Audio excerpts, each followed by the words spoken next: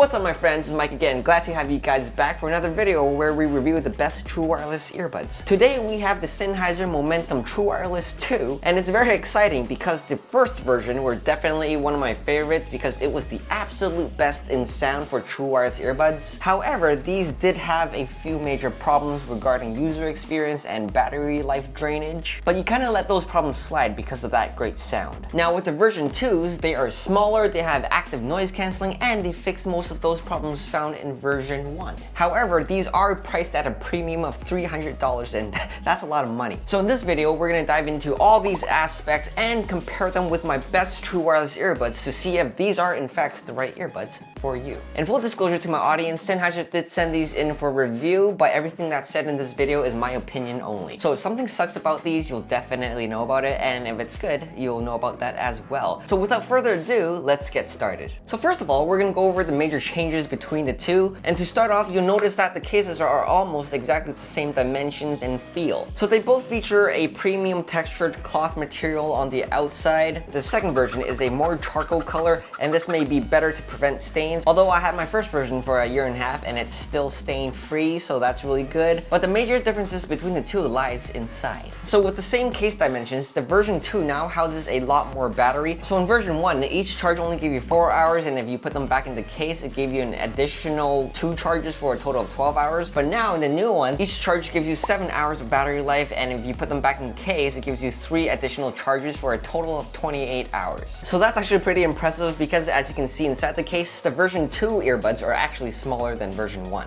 When you compare them side by side in your hand, you will notice that difference. So I think this reduction in size is really good for those who could not wear the first generation because it was too big. So this is going to work a lot better for people with smaller ears. For myself, when I wear them both at the same time, I still find that it's still on the bigger side. It still looks like I have bolts sticking out of my head when compared to my other earbuds. But I mean, as long as it sounds good, I don't really care what it looks like. The Sennheiser definitely has a distinct look that can be recognized from a distance, just like people who are flexing their AirPod Pros. But for those who really know their stuff, the Sennheiser are where it's at. And moving along with the new design of the earbuds, it does house active noise cancelling, and compared to the original, it does have more holes on the side, so it may be better in call quality, which we'll demonstrate later. And with the fit of the earbuds, the smaller size does fit in my ear quite nicely, but I do have to note that it's not as secure as the previous version, because for my ears, the earbuds are supported nicely on the bottom over here, but unlike the first version, there's nothing hanging on top. So when I'm working out, I do hear these juggling in my ears a lot, and that may bother some people. These earbuds are definitely more of a comfort fit than a secure fit because I've been using them the whole day during my test, doing my emails, working, watching Netflix, playing games, and I didn't really feel any fatigue while wearing them for that long. But if you do want to take them out for more vigorous activities, they are passable, especially because the water resistance rating is IPX4, meaning that the earbuds can survive splashes and raindrops and all that jazz. And although I haven't run in the rain with these yet, I did do a splash test, and although it's not the most scientific,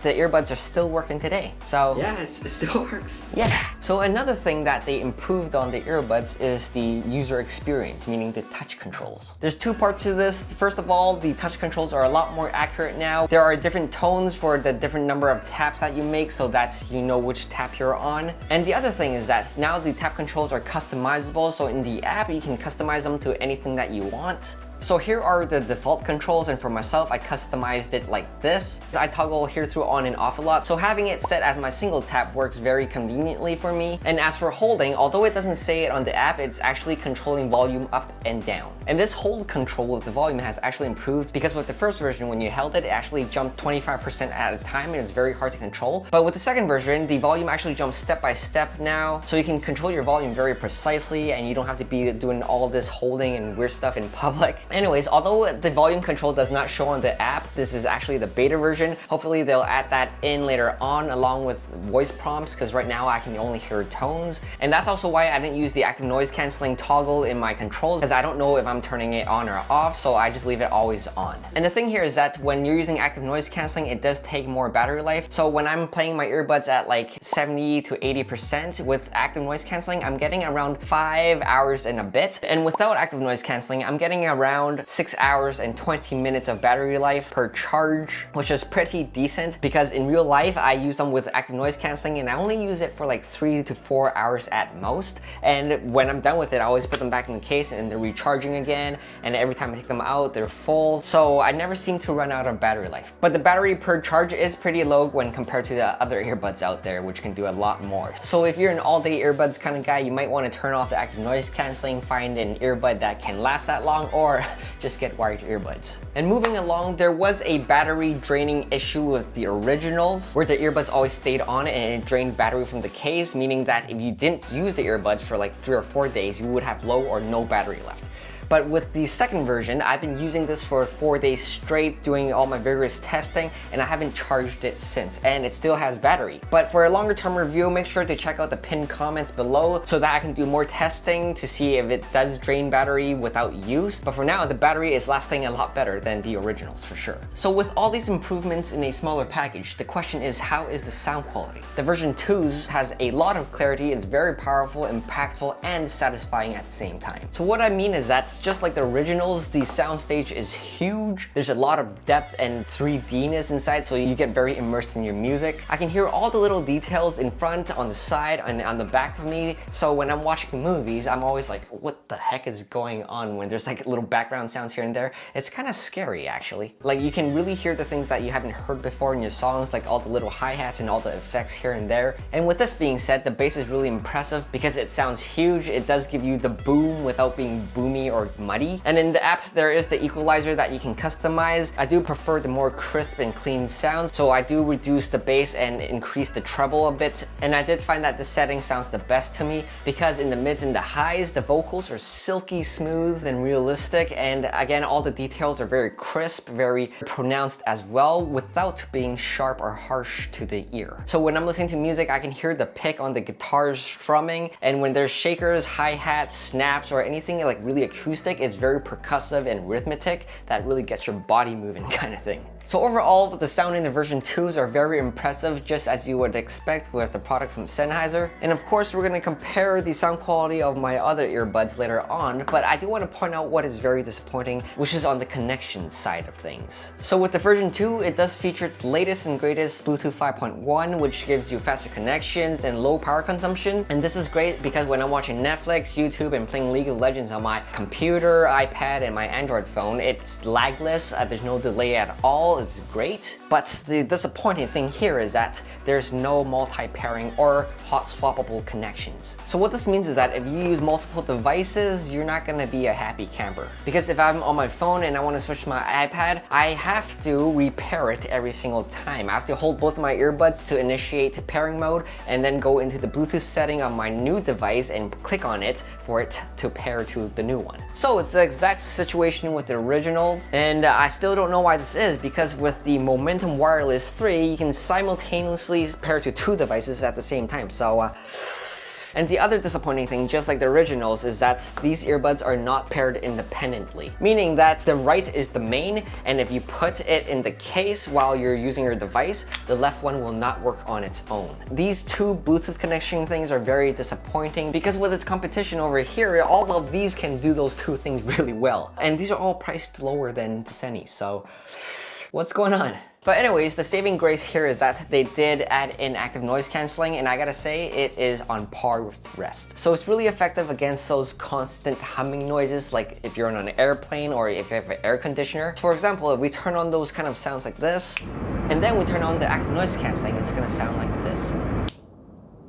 So it's pretty effective at taking out that lower end bass kind of sounds and the constant humming. However, if you have a different kind of situation like this, where you're in a noisier environment, people are talking, kids running around in the house, or if you're in the kitchen with your utensils clinging and clanging everywhere, it's not gonna cut out those really high-pitched sounds. But overall, the cancelling is effective because you can drown out the rest of those sounds when your volume is at 60 to 70%. And of course, we're going to compare the active noise cancelling with my other earbuds, but for now, we're going to head into the call quality test. Hey friends, so right now I'm trying to emulate a coffee shop background sound with my speaker over here, and right now we're using my camera mic.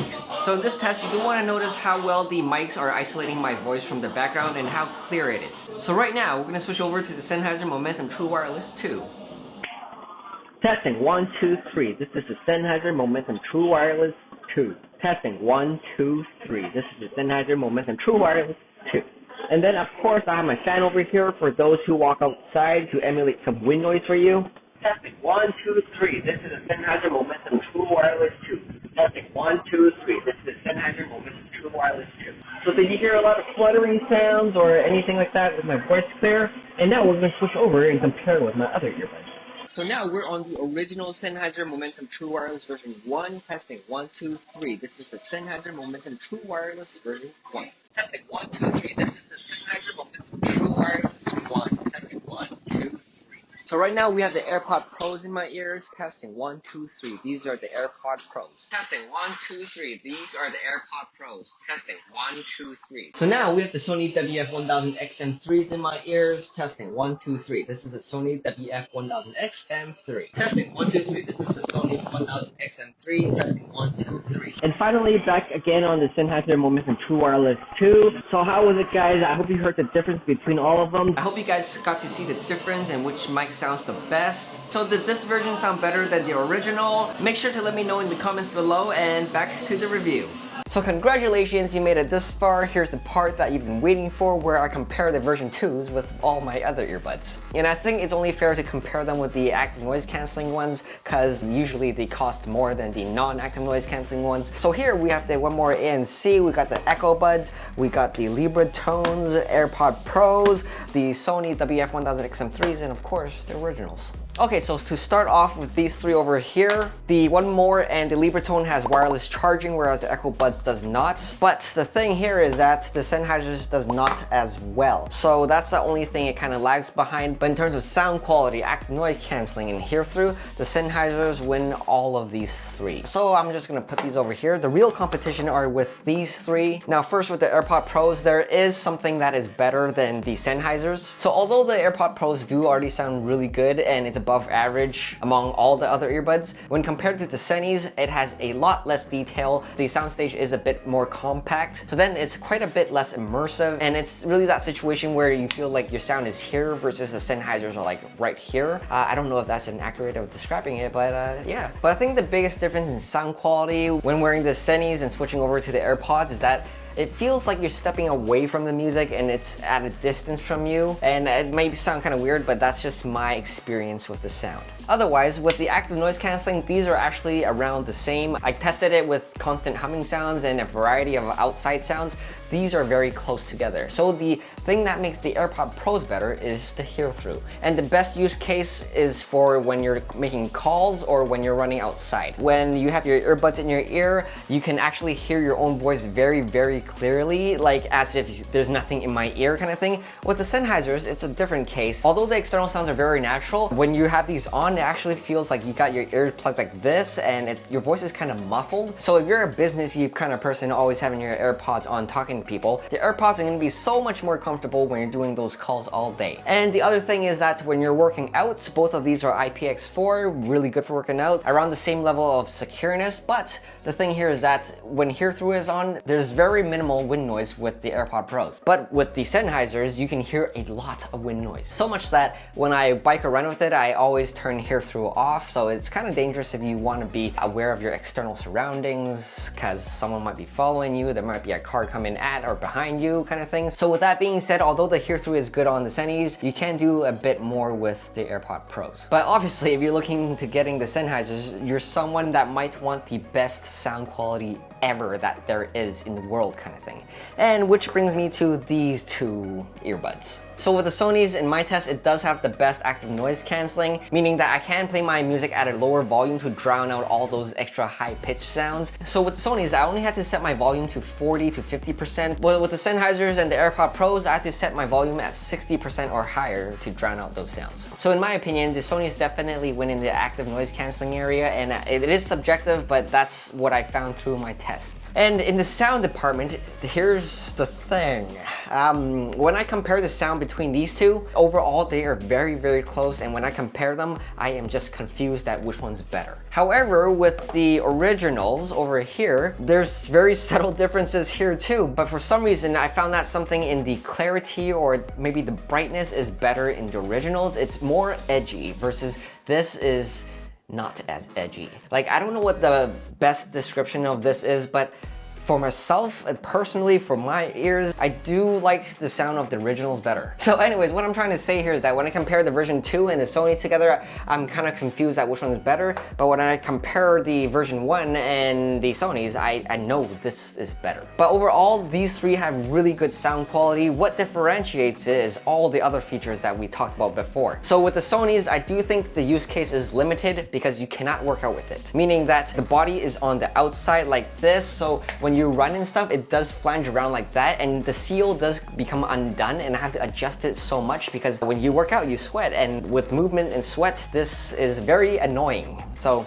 I cannot do that. And it does not have a water resistance rating. If any water touches this, it might like die because the active noise canceling mic is right out here and it's very sensitive to water, I guess. So there you go. So if you're just like casually walking around in the office lot, sitting down kind of thing, doing computer work, especially nowadays if you're locked in your house and you got kids running around and you're in the kitchen area or wherever and you want to just focus in and do your work at home, these are going to be sweet for that. However, if you do want a more complete package that you can do everything with, meaning workouts, office use, everyday kind of earbud that gives you the best sound quality there is on the market right now, you have the Sennheisers. And with the originals, in my opinion, if you already have them, I don't think it's really worth upgrading to the new ones. Unless you are really sick of the tap controls that you still haven't gotten used to, or you find that your battery runs out and you always forget to charge it and not be able to use it. And overall, you're sick and tired of that nonsense and are able to sell these to upgrade to these, which gives you better user experience overall. With the version 2s, it's really a refined version of the version 1.